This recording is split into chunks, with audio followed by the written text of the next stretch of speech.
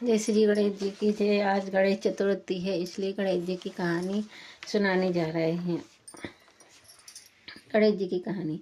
हर महीने की बदी पक्ष में होने वाला यह व्रत है। इस महीने में शास्त्रों के संकल्प और गणेश पूजन का विधान बताया है। इसके अनुसार पूजन करके गेहूं, गुड़ और घी से बनाए हुए 21 लड्डू लेकर एक गणेश जी को और 10 पंडितों को देवे और बाकी 10 अपने खुद के लिए रख लेवे। चंद्रमा उगने पर गणेश जी चंद्रमा और चौथ को अर्घ देवे, प्रार्थना करें और भोजन कर लें। जीवन भर जमीन पर सोए, क्रोध न करें, पति सहवास, लोभ तथा मोह नहीं करें।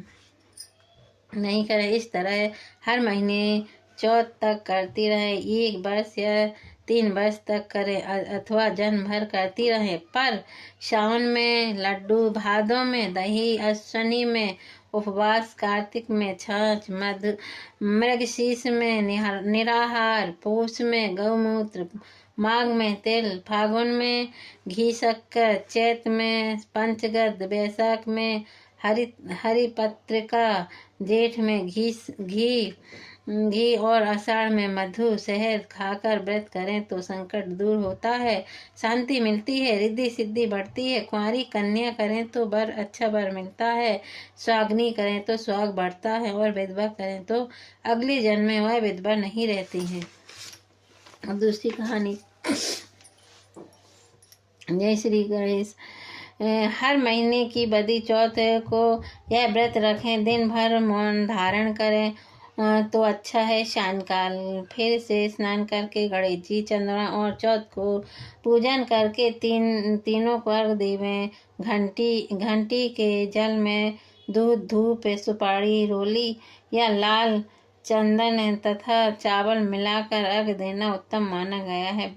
बाना निकालकर भोजन करें। जय श्री गणेश।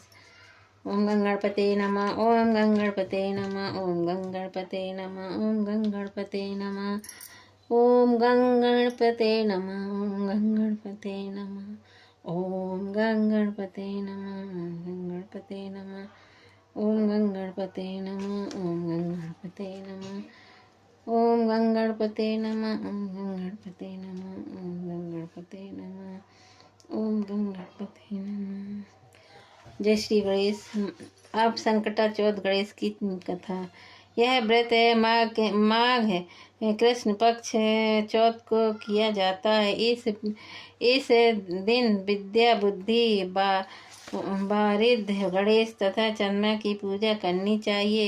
इन दिन व्रत करने के बाद सायंकाल चंद्रमा दर्शन होते हैं, पर दूध का अर्घ देना, चंद्रमा का पूजन कर वर्ष भर उन्हें घर में रखा जाता है। नैवेद्य सामग्री तिल, ईख, गंजी,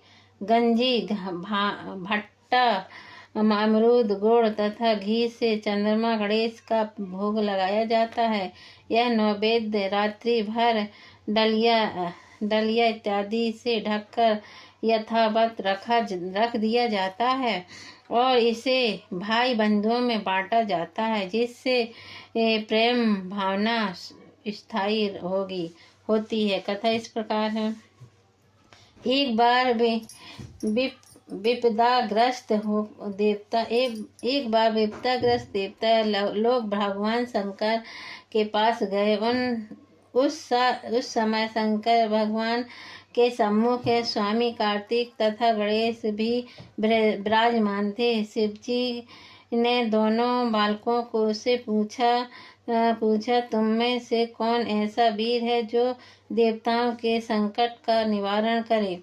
तब कार्तिकेय जी ने अपने को देवताओं का सेनापति प्रमाणित करते हुए देव रक्षा योग्य तथा सर्वोच्च देव पद मिलने का अधिकारी सिद्ध किया। फिर शिव जी ने गणेश जी से पूछा इच्छा जाननी चाहिए। तब गणेश जी ने विनम्र भाव से कहा कि पिताजी, आपकी आज्ञा हो तो मैं बिना सेनापति बने ही सब संकट दूर कर सकता हूँ। बड़ा देवता बनाए या न बनाए, इसकी मुझे चाहना नहीं है। यह समझते हुए शिवजी ने दोनों को पृथ्वी की परिक्रमा करने को कहा था। यह शर्त रखी कि जो सबसे पहले पूरी पृथ्वी की परिक्रमा करके आ जाएगा उसे ही यह पद दिया जाएगा। यह सुनते ही कार्तिकेय जी बड़े गर्व से अपने वाहन मोर पर चढ़कर पृथ्वी की परिक्रमा करने चल दिए। गणेश जी ने समझा चूहे के बल पर पूरी पृथ्वी का चक्कर लगाना अत्यंत कठिन है, इसलिए उन्हें एक युक्ति सोची। 7 बार अपने माता पिता की परिक्रमा करके बैठ गए। रास्ते में कार्तिकेय को पूरे पृथ्वी मंडल में उनके आगे चूहा का पद दिखाई न दिया। परिक्रमा करके लौटने पर निर्णय की बारी आई तो कार्तिकेय जी ने कहा कि गणेश तो पृथ्वी की परिक्रमा करने गए ही नहीं। इस पर गणेश जी बोले, मैंने अपने माता पिता की परिक्रमा कर ली है। गणेश जी की बात सुनकर कार्तिकेय ने अपनी हार स्वीकार कर ली। तब शंकर जी ने गणेश जी को आशीर्वाद दिया कि आज से समस्त देवताओं के में सर्वप्रथम तुम्हारी पूजा होगी। तब गणेश